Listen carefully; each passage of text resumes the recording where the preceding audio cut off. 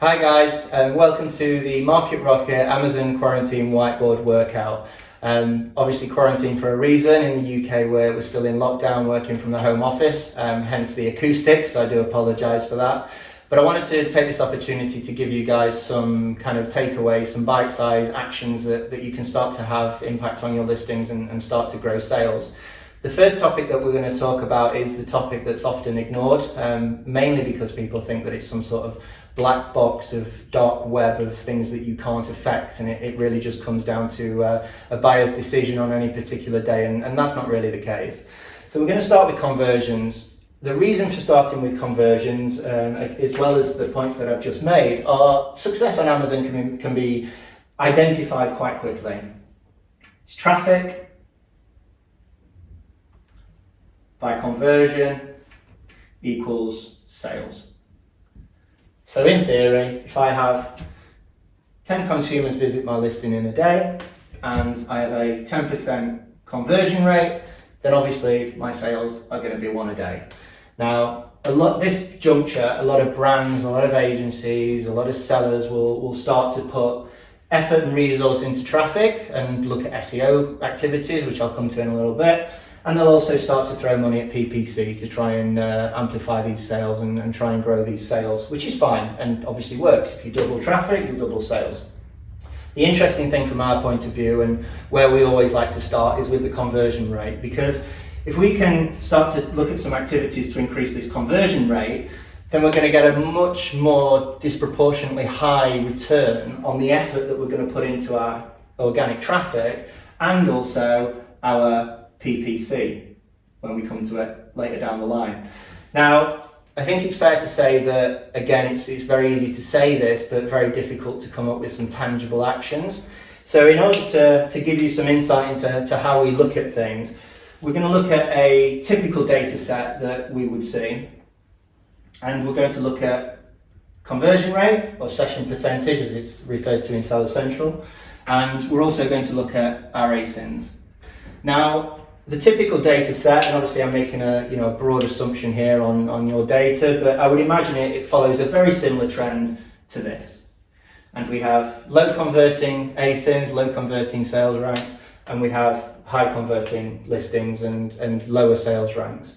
Now, the interesting thing is we can start to learn from this quite quickly if we take a very logical approach to it. And what we can start to see is that with the Amazon benchmark at around about 12 to 14%, depending on your category, we can start to see that we have two groups of products, and we have the good products and we have the bad products. So if I was to say, right, okay, let's draw this middle line and start to separate the two banks of products. We've got our low converters and we've got our high converters. And the real question is, what can we do to improve these low converters, and how can we do it by learning from the high converting ASINs? So firstly, we need to think about the things that impact conversion rates, and this is not going to be an exhaustive list for two reasons. One is that we don't want to give away all our trade secrets, and I also want to keep this video to less than 3 hours. So firstly, photos, obviously quality and number.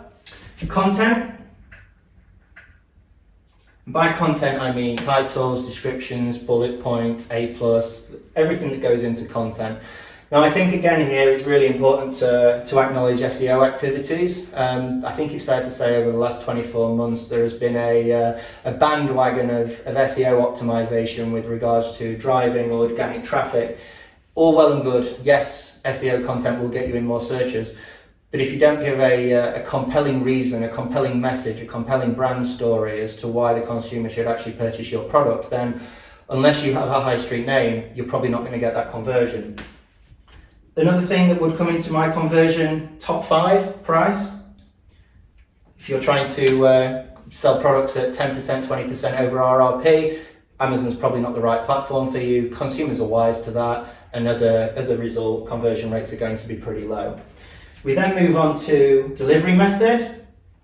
Now, as we know, Prime consumers want Prime service. So if you don't have Prime, conversion rates are going to be lower. And then we can start to look at something which is definitely not a conversion activity, but it can have a massively detrimental impact on conversion, and that is advertising.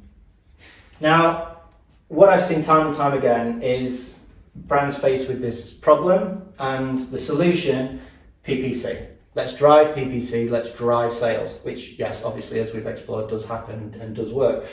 The problem is people are very quick to jump on trends, very quick to jump on current, world issues like we've currently got.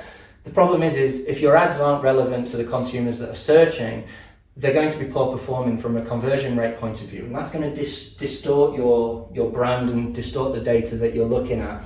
So I'm going to add advertising in there.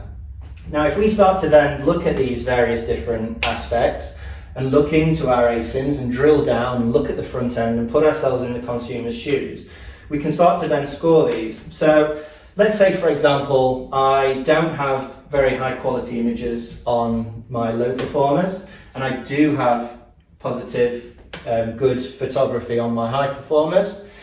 Let's say content was written by the same person, so we have very consistent content across our brand. We might then have a price differential. So it might well be that although all our products are potentially at our brand's RRP, it might be that actually the products that we've got here are not necessarily fit for market, or it might be that there are competitors making a much more competitive offer on a very like-minded product. So I'm going to score price negative, and I'm going to say that our top performers will, by sheer virtue, likely be at a very competitive offer. Delivery method, a lot of brands go into the Amazon opportunity and start with FBM, fulfilled by merchant, and then move into Prime services as they get traction. Very logical way to approach this. However, I think it's fair to say that again, with an FBM model versus an FBA model, you're going to be converting at a very different rate. So we're going to score that minus and plus again. Advertising, because it's a kind of on the fence topic, we'll score that as a positive. We'll just say we're either doing no advertising whatsoever or we have a very consistent advertising strategy. So what we can start to do then is we can start to look at this data and we can start to understand what's actually going to give us something tangible to work on. So I'm going to work from the bottom up. Advertising. Our campaigns are either non-existent or pretty comparable across the board. So I'm going to take away advertising in its entirety. Delivery method. We've got a negative and a positive.